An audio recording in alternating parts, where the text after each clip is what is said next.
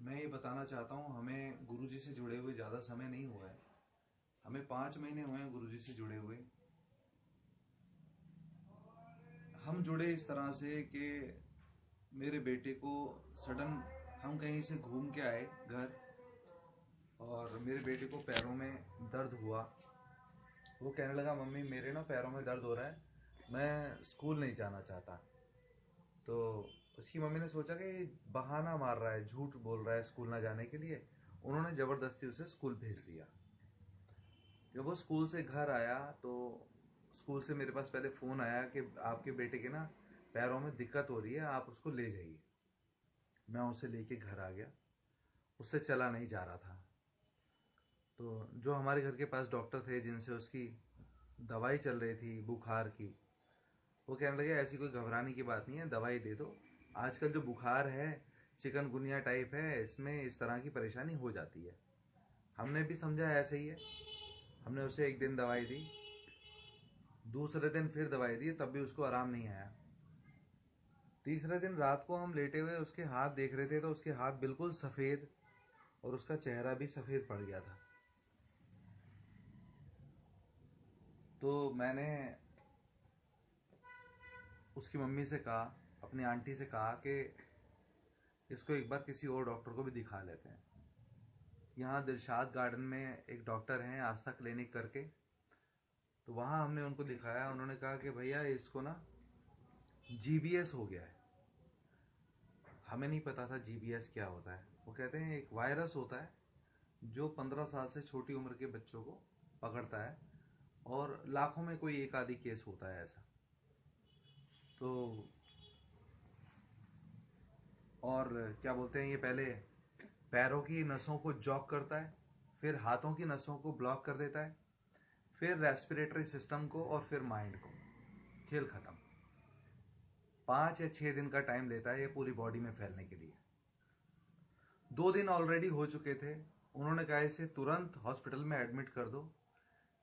हम दिल्ली में रहते हैं, या तो एम्स में आप कर दें एडमिट, या गंगाराम हॉस्पिटल में इसे एडमिट कर दें। दो ही जगह इसका ट्रीटमेंट है। मैं घबरा गया। मेरी आंटी रोने लगी एकदम, क्या हो गया ये। उस टाइम हम गुरुजी को नहीं जानते थे, ना हम कभी गुरुजी के आश्रम गए थे। मैं इसे यशोदा हॉस्पिटल है कौशाम्बी में, वहाँ ले गया। वहाँ इसका ट्रीटमेंट चला। एक दिन में 3 इंजेक्शन लगते थे और 25,000 का एक इंजेक्शन आता था। इसको 10 इंजेक्शन लगे इसके वेट के अकॉर्डिंग। उन्होंने कहा कि ये इंजेक्शन तो लग रहे हैं, लेकिन जो फ़र्क पड़ेगा 1 से 1.5 साल का टाइम लगेगा इसको फ़र्क पड़ने में। IVIG 5000 इंजेक्शंस थे, और उस इंजेक्शन की कुछ साइड इफ़ेक्ट भी थे। जैसे इंसान वेंटिलेटर पे पहुंच जाता है, उसे सांस लेने में, ब्रीथिंग में प्रॉब्लम होने लगती है, उसकी हार्ट बीट बढ़ने लगती है, उसका बीपी हाई होना स्टार्ट हो जाता है, बॉडी में वीकनेस आनी चालू हो जाती है, मसल पावर कम हो जाती है। डॉक्टरों ने हमसे साइन करा लिए सब कागजों पे, और हमारा बच्चा आईसीयू में रहता था, और हम बाहर चटाई बिछा के आईसीयू के दोनों हस्बैंड वाइफ भगवान का नाम लेते रहते थे।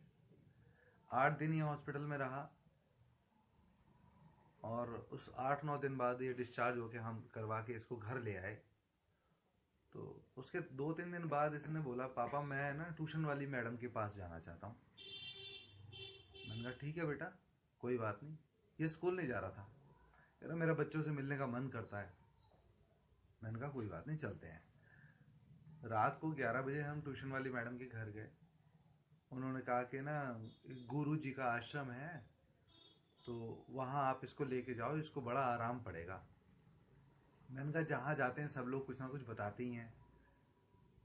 वो कहने लगी नहीं बहुत अच्छा है, बड़ा फ़र्क पड़ेगा, बहुत लोगों को फ़र्क पड़ता है, वहाँ ऐसे ऐसे कैंसर के भी पेशेंट आते हैं। तो मेरे को यकीन नहीं हुआ। मैंने कहा सब भाई हिम्मत देने के लिए सभी लोग कहते हैं। हम चले गए, घर आ गए अपने वहाँ से। अगले दिन सुबह वो कहने लगी कि ना यहाँ से बस जा रही है, और बस में 2 ही सीटें हैं, आप अपने बच्चे को लेके और बस में बैठ जाओ, और आप छतरपुर जो गुरु जी का बड़ा मंदिर है आप वहाँ चले जाएंगे। हम वहाँ मैंने अपनी मिसेस को, जैसे वो थी घर में, तुरंत लिया और अपने बेटे को लिया। मैंने कहा चलो तुम फटाफट बड़े मंदिर चलो, और उन्हें ले जाके मैंने बस में बैठा दिया। मैं नहीं जा पाया फर्स्ट टाइम, क्योंकि मैं विश्वास भी नहीं करता था गुरुओं में। तो जब ये उसको हम गोद में उठाए लेके गए वहाँ, उसने जल प्रसाद पिया, चाय प्रसाद लिया,